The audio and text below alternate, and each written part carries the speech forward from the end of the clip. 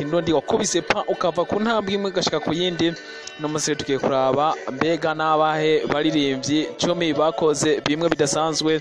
Gumana natwe rero ku mwanya wa 10 turahabona umuririmbyi Esther Nishi niwe ari ku mwanya wa 10 akaba ari umuririmbyi adasanzwe kuko yakoze ibirimbo bidasanzwe. Yatanguye asura mu indirimbo z'abandi ariko aza gufatisha aho twamubonye nko mu ndirimbo umbamwo yakoranye na Kidumu, ariko yaje gukora ubwiwe tukabona nk'indirimbo Bitumingi waradekonye na Ferovamor yakoranye na Ado Josani. Ku mwanya rero wa 9 turahabona umuririmbyi Kiriku Akili, ni umuririmbyi asanzwe ari muri Battle Boy, umuririmbyi adasanzwe nawe yakoze bidasanzwe muri no mwaka urangiye 2018 kuko yakoze indirimbo washa ubona yuko ari indirimbo itavyorosha, ndetse yagiye agaruka mu bijanye no kurapa n'ama featuring yagiye akora, ndetse tubona yuko uno mwaka tugerageje kuraba no mu 2018 uno mwaka wa 2019 no mwaka yakoze bidasanzwe cyane. Ku mwanya rero wa 8 turasanga umuririmbyi Tetero Lolets, numwe mu baririmbyi badasanzwe nawe yinjiye uno mwaka biciye mu gutwara ihiganwa rya Primus Zik, ariko numwe mu baririmbyi amaze gukora ibidasanzwe n'ubundi. Yaje gukora indirimbo nka Lobudo Meheve, akora indirimbo Nyemerera, ariko no mukobwa ataje gufatisha nubwo yatahukanye agashimye yatumye tumushyiramo ko yagiye avugwa cyane kubera ko tuvuga yuko yagaye ku bandi cyane ku bajournalist aho yavuga ati kugira ngo tuyage tugeze kubanza kundukira email. Ku mwanya w'indwi ntitworeka guhashira uno muririmbyi adasanzwe asanzwe akorera muri The Fighter Production, aho kabatari ubundi ni uno muririmbyi Vishu Nziga Masabo, ari we Vishu Peace Love. Numwe mu baririmbyi adasanzwe, ndetse ubona yuko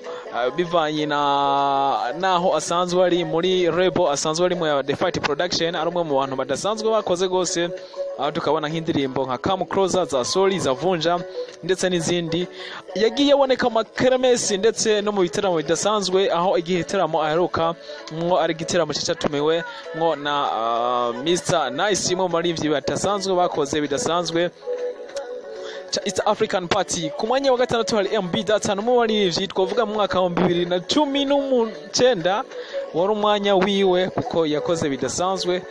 kuko yagiye aboneka mu makeremesi nawe adasanzwe, yaririmbye indirimbo zidasanzwe kandi nka Vovota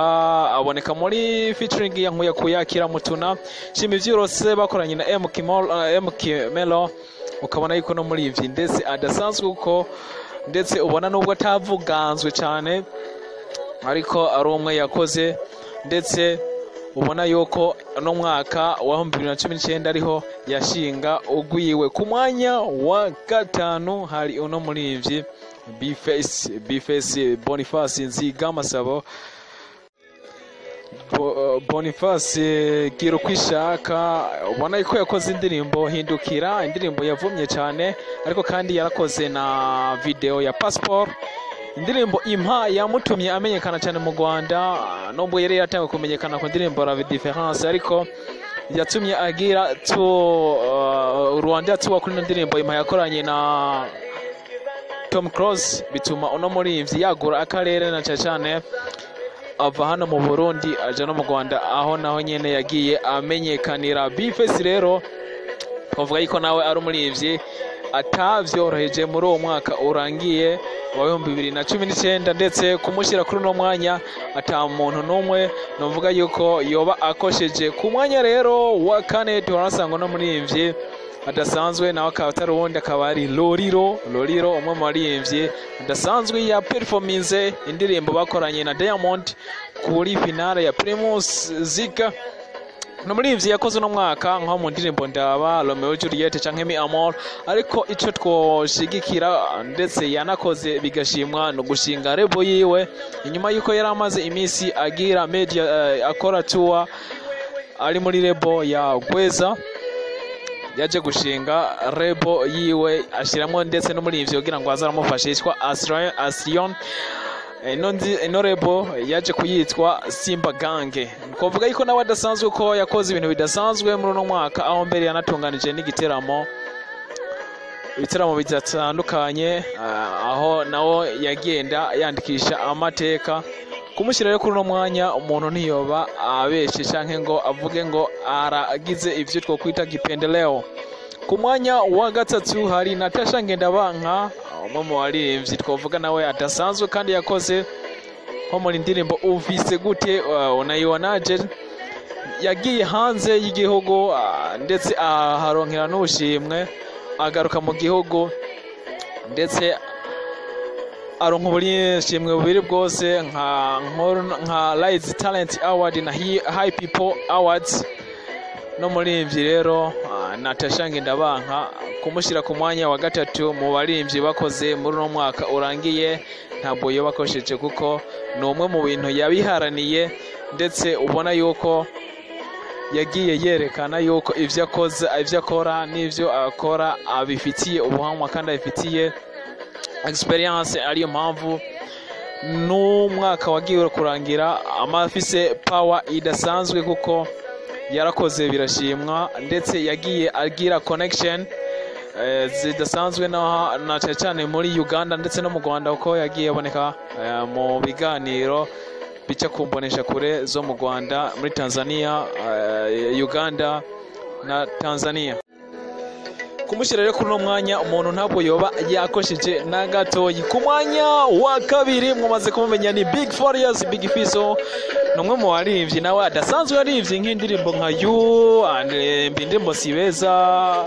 indirimbo Sugua, ari featuring n'abandi baririmbyi, Tigitsa nayo ari featuring. Umwe mu baririmbyi nawe adasanzwe ko yagiye afatisha cyane mu biteramo vya Primusic Tour, ndetse akora n'indirimbo zage zihitinga.